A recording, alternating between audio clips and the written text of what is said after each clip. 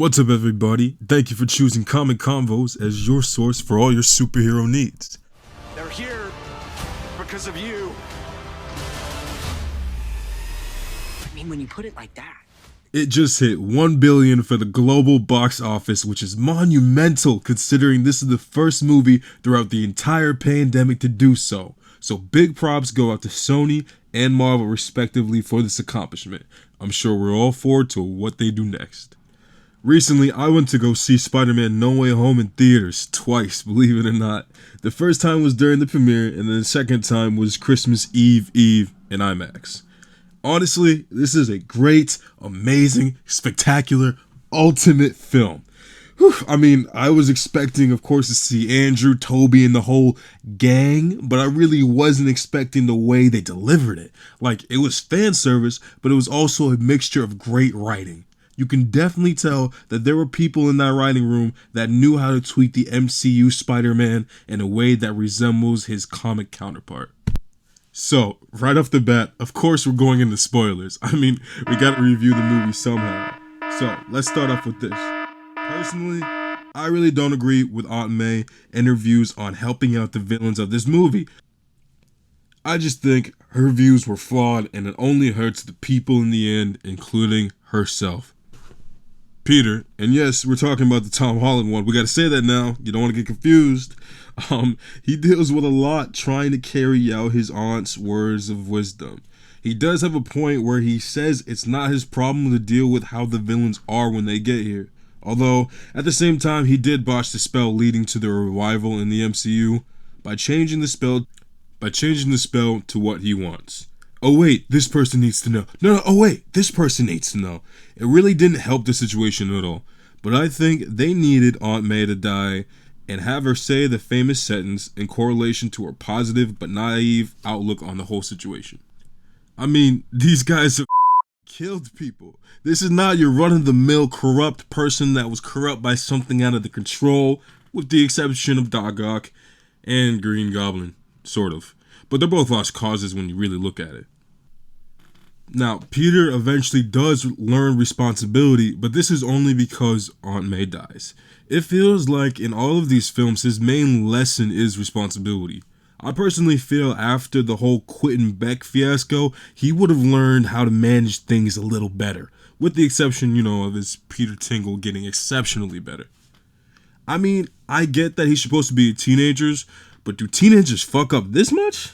Wait, never mind. I answered my own question.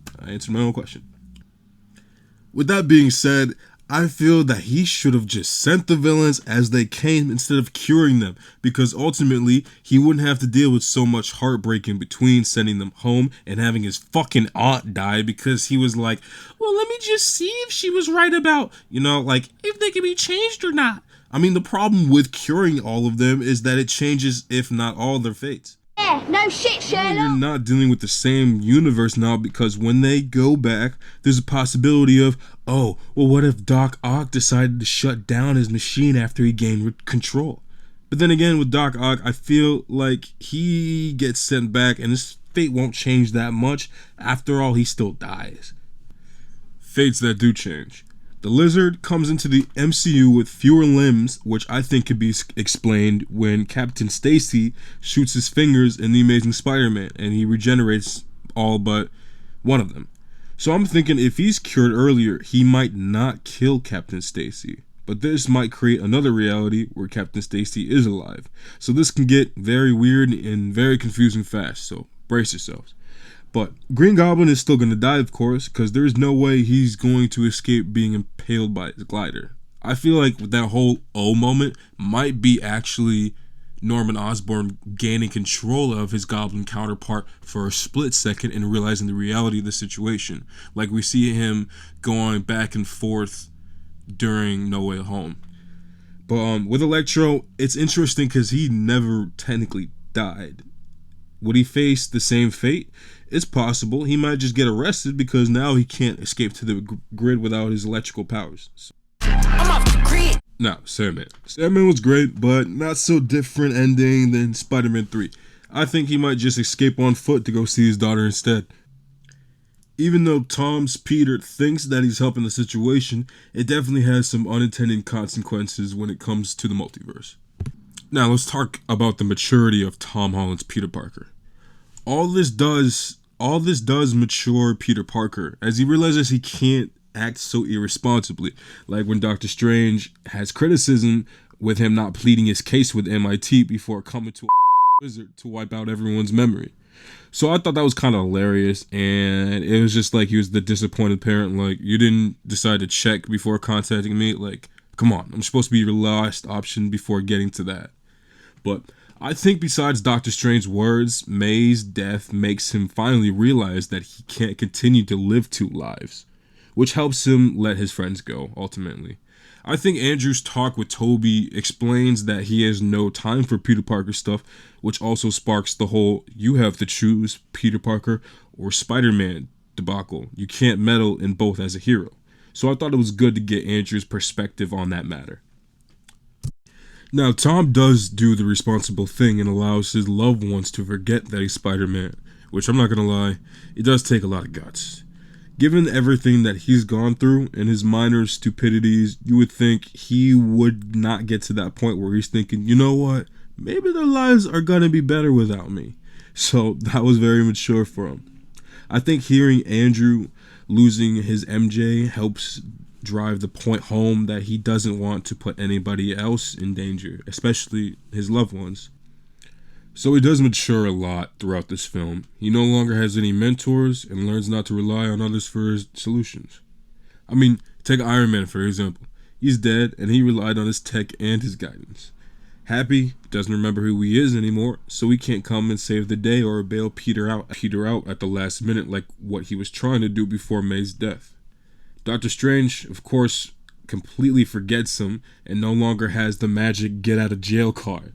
And his best friends, Ned and MJ, both forget that he exists, so there's no more guy in the chair and no more relying on their help. I think personally this might help the relationship of MJ and Peter in the future, now that he can't rely on the fact that he's Spider-Man to develop the relationship. Honestly, this movie is so emotional with its message and symbolism. Even when Peter Parker is seconds away from killing Green Goblin, the fact that he doesn't go through with it allows him to develop stronger morals, thanks to the advice of his Spider-Man counterparts and Aunt May. Even though her advice is kinda dumb, but that's just me. Misplaced? Yes. But did it give him a good moral lesson? With great power must also come great responsibility? Yes. It was needed for his character to grow. And I know a lot of people have to deal with this, but even Spider-Man is no stranger to losing a loved one so close to Christmas, which made me feel a little more connected to the character. He has no one to turn to by the end of the film and truly feels alone. With this, he finally learns the value of servicing people of New York by getting a reminder of this fact due to a cup of coffee MJ served him. Fun fact about this cup, it actually appeared in the Hawkeye show on the Bros dashboard. Trust a bro. Okay, I'm done. I just wanted to put that in there. It took me 36 takes to get that, but I think I got it.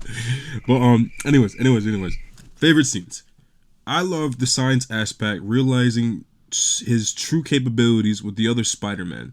It made me feel like he was getting a little closer to his comic counterpart because, let's be honest, Peter is a smart kid. No matter if he's like, oh, I'm super sticky, I can help, or whatever. It's like his little stupid mannerisms or whatever. It's just, he's definitely not as witty as his counterparts.